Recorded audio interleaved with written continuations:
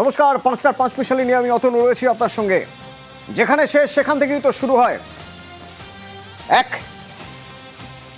এক সরকারের শেষ, সেখান থেকে শুরু হবে নতুন সরকার গঠন। নেপাল জ্বলছে, নেপালে আগুন জ্বলছে, সেনার হাতে এখন নেপাল। কিন্তু তা কতদিন? তা তো সাময়িক। তারপরে নতুন সরকার গড়তে হবে। তো এই নতুন সরকার যে গড়া হবে, সেই নতুন সরকারের মুখ কে হতে পারে? জেনজির পছন্দের মুখ কারা হতে পারেন? গণবিদ্রোহের আগুনে নেপাল সরকারের তো পতন হয়েছে।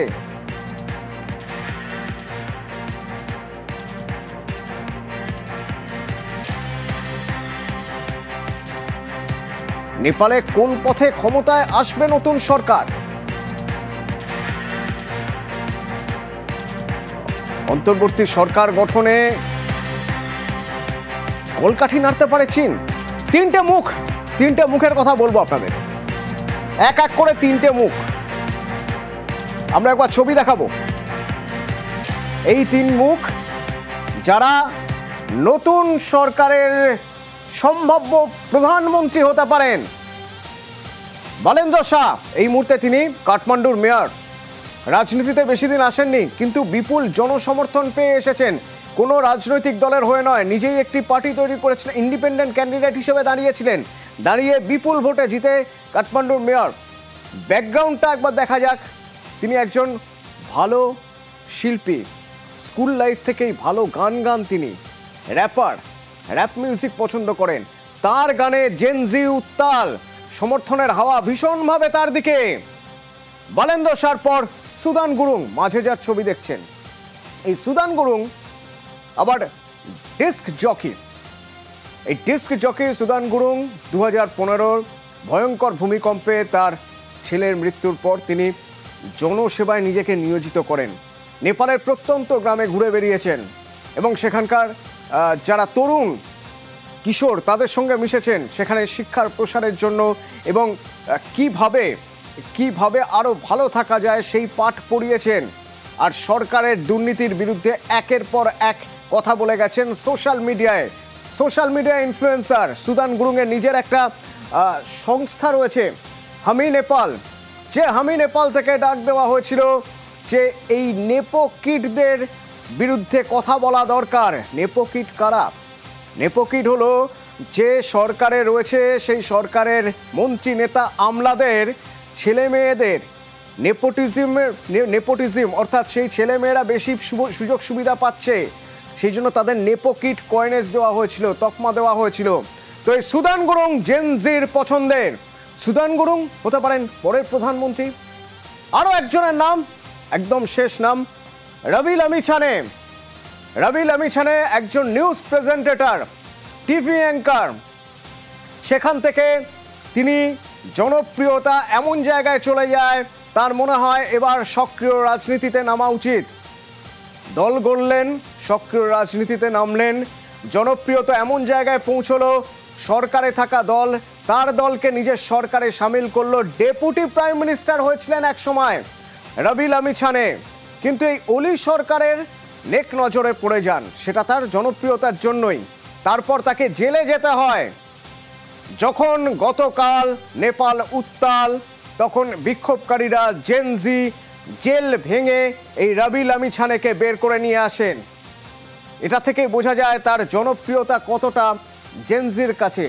বালেন্দ্র শাহ নাকি সুদান গুরুং নাকি রবি লামিছানে, নাকি নতুন কোনো নাম উঠে আসতে পারে? এবং সবচেয়ে বড় প্রশ্ন, এই নতুন সরকারের পিছনে কি চীনের মদত থাকবে?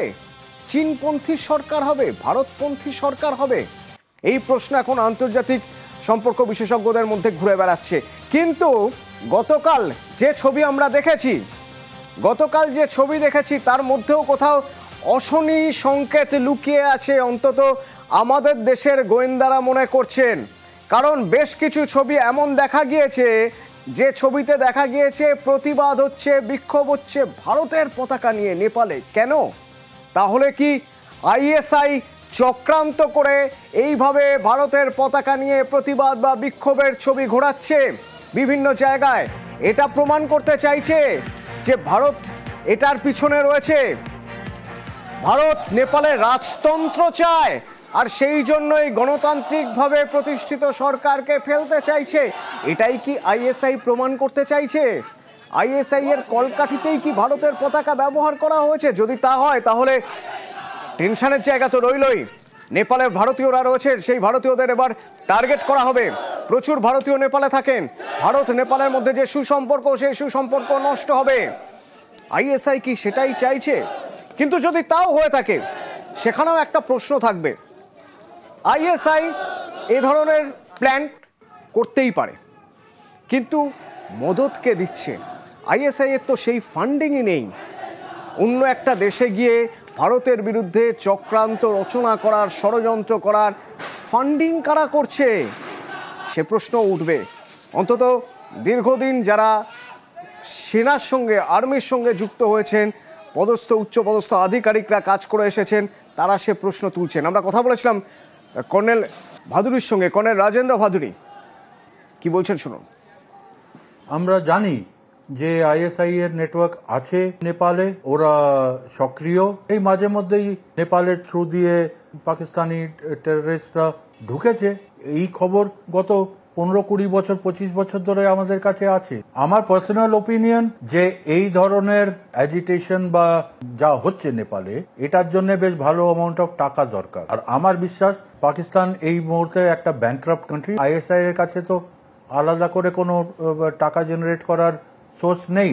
তাহলে আইএসআই কে ফান্ড করছে? ইতিহাস যদি আমরা পিছনে ঘেঁটে দেখি, আফগানিস্তানের আনরেস্ট, তালিবানের ক্রিয়েশন, সবকিছু আইএসআই করেছিল, কিন্তু ফান্ড কোথার থেকে এসেছিল? ফান্ড সিআই এর কাছ থেকে এসেছিল। কোথা থেকে শুরু হলো এই বিক্ষোভের আগুনে নেপালের ঝলসে যাওয়া? শুরুটা অনেক দিন ধরেই হয়েছিল। জেনজির মধ্যে ক্ষোভ ছিল অনেক দিন ধরেই। সেই ক্ষোভের বহিঃপ্রকাশ হলো কবে? না, ক্ষোভের বহিঃপ্রকাশ হলো প্রথম যখন 4 তারিখ জানিয়ে দেওয়া হলো, এ মাসের 4 তারিখ 4 সেপ্টেম্বর জানিয়ে দেওয়া হলো সোশ্যাল মিডিয়া, 26টি সোশ্যাল মিডিয়া ব্যান করে দেওয়া হচ্ছে। এই 26টি সোশ্যাল মিডিয়া ব্যান করে দেওয়ার পর এবার জেনজি চিন্তায় পড়ে গেল। তাদের যাবতীয় সব কিছু শেয়ার করার জায়গা তো এই সোশ্যাল মিডিয়া। রাগ, ক্ষোভ, দুঃখ, হতাশা সব কিছুই ড্রেন করার জায়গায় সোশ্যাল মিডিয়া। সেটা বন্ধ করে দিলে কি করে হবে? তার ঠিক পরের একটা ঘটনার ছবি আপনাদের দেখাবো। 6 তারিখ এই যে ফুটেজ দেখছেন, 11 বছরের মেয়ে হেঁটে যাচ্ছে, ধাক্কা লাগলো, দেখুন পড়ে গেল। গাড়িটা একবারও গতি না থামিয়ে স্পিডে বেরিয়ে চলে গেল। এই ছবি কোথাকার? এই ছবি নেপালের কোশি প্রভিন্সের এক মন্ত্রী, অর্থাৎ ফিনান্স মিনিস্টার, তার গাড়ি মেয়েটিকে ধাক্কা মেরে চলে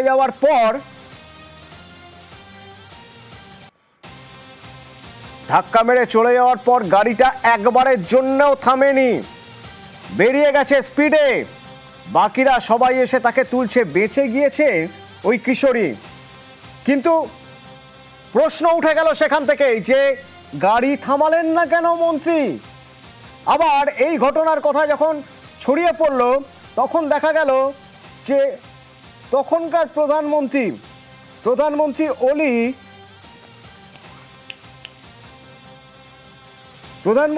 ওলি তিনি বললেন এ ঘটনা ছোট্ট ঘটনা, এ ঘটনা এমন কিছু বড় কিছু নয়, বরং কিছু ক্ষতিপূরণ দেওয়া যেতে পারে, সাহায্য করা যেতে পারে আর্থিক। ব্যাস, ক্ষোভ বাড়তে থাকলো। কোশি প্রদেশ থেকে ক্ষোভ বাড়তে শুরু করলো। 6 তারিখের পর ধীরে ধীরে সেই ক্ষোভের আগুন আরো বাড়লো, বেড়ে 7 পর 8 তারিখ সকালে কাঠমান্ডুর রাজপথে জনতার ভিড়, যাদের বেশিরভাগই জেনজি। হতেই পারে দুর্ঘটনার এই ফুলকি থেকেই নেপালে আগুন ছড়িয়েছে। ছোট ঘটনার জেরেই এখনো জ্বলছে নেপাল। কতটা জ্বলছে, কি অবস্থা? গতকাল রাত 10টার পর সেনা জানিয়ে দিয়েছে যে এবার সেনার হাতে নেপাল। এখন সেনা নেপালের দেখভাল করবে, কিন্তু তারপরেও প্রতিবাদ থামছে কোথায়? আজকের ছবি দেখুন। কারফিউ ভেঙে রাস্তায় বিক্ষোভকারীরা নেমে পড়েছেন। যাদের দেখছেন এরা জেল থেকে বেরিয়ে এসেছেন। প্রায় 100-র উপরে বন্দী জেল থেকে বেরিয়ে পড়েছেন এবং বিভিন্ন জায়গায় 1600 বন্দী এখনো পর্যন্ত যে জানা যাচ্ছে 1600 বন্দী জেল থেকে বেরিয়ে পড়ে নেপালের বিভিন্ন জায়গায় ছড়িয়ে পড়েছেন। তারা নেপাল থেকে অন্য দেশে চলে যেতে চাইছেন। রাস্তায় যখন তাদের আটকানো হয় তখন বিক্ষোভ বাড়ে।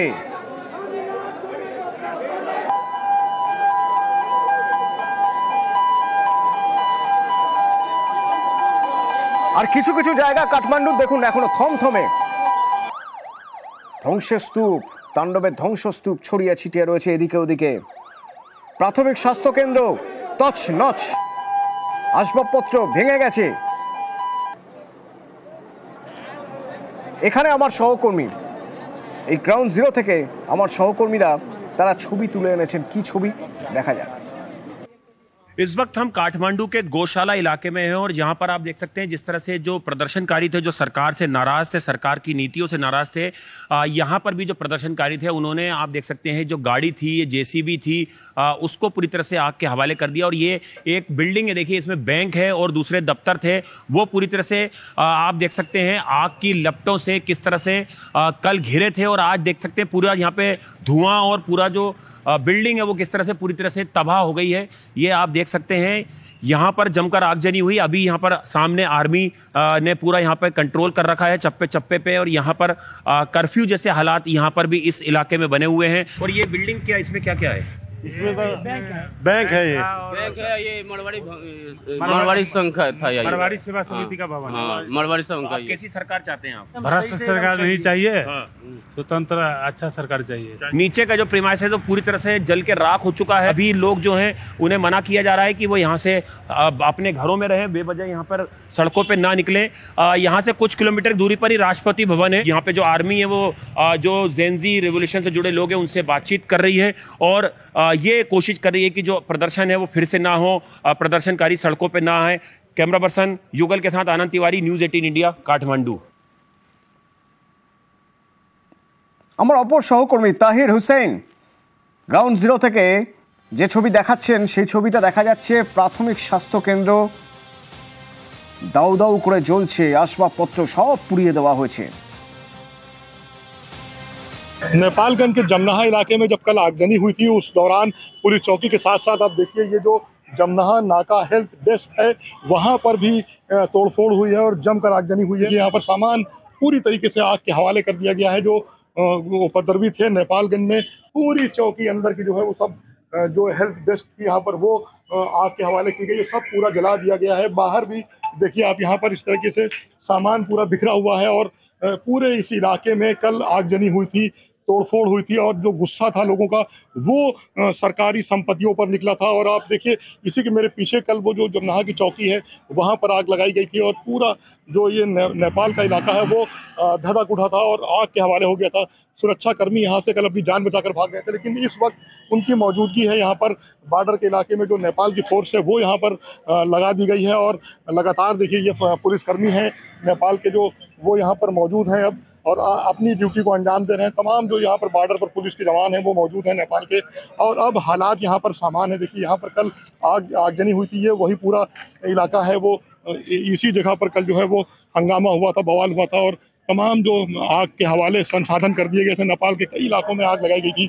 अब जो है यहाँ पर दोनों तरफ सुरक्षा बढ़ाई गई है और यहाँ पर जो पुलिस के जवान है वो मौजूद है यहाँ पर। Tahir Hussain, news 18 India, Nepalganj.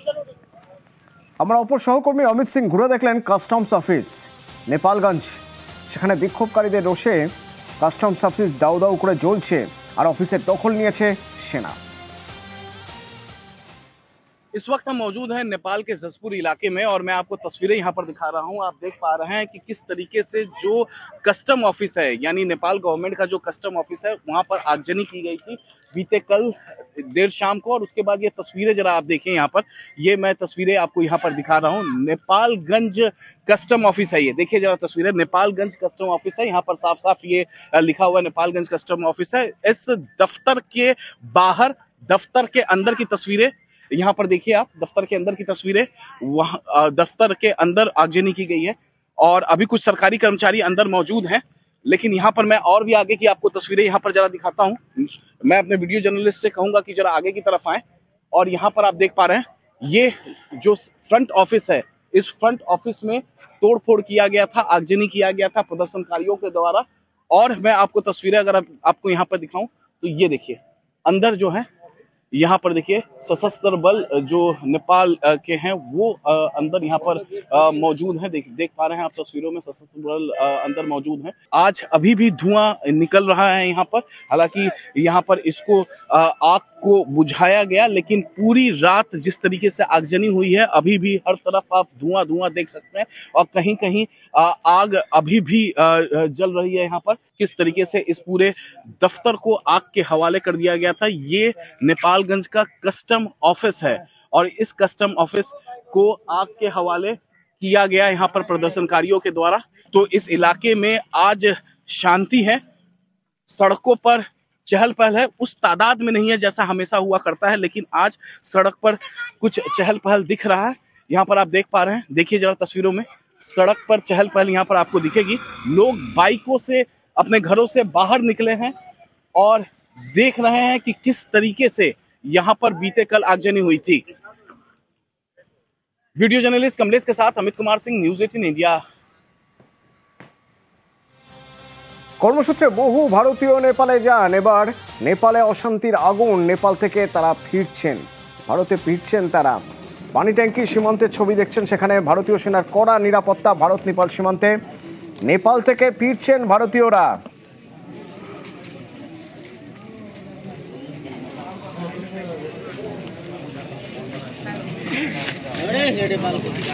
Nepal police এবং এসএসবির মধ্যে সীমান্তে টহলদারি, রুট মার্চ করতে করতে সীমান্তে নজরদারি চলছে। তারই মধ্যে নেপালে যারা কাজে গিয়েছিলেন তারা নেপাল থেকে ফিরছেন।